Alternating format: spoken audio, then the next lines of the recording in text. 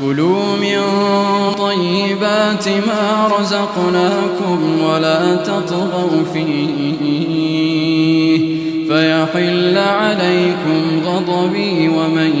يحلل عليه غضبي فقد هوى وإني لغفار لمن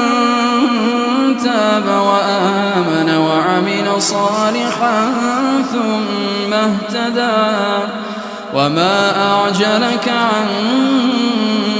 قومك يا موسى قال هم أولئك على أثري وعجلت إليك رب لترضى قال فإنا قد فتنا قومك من بعدك وأضلهم السامرين فرجع موسى إلى قومه غضبان أسفا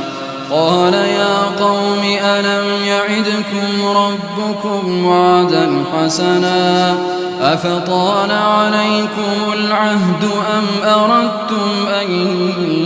يحل عليكم غضب من ربكم فأخلفتم موعدي قالوا ما أخلفنا موعدك بملكنا ولكننا حملنا أوزارا من زينة القوم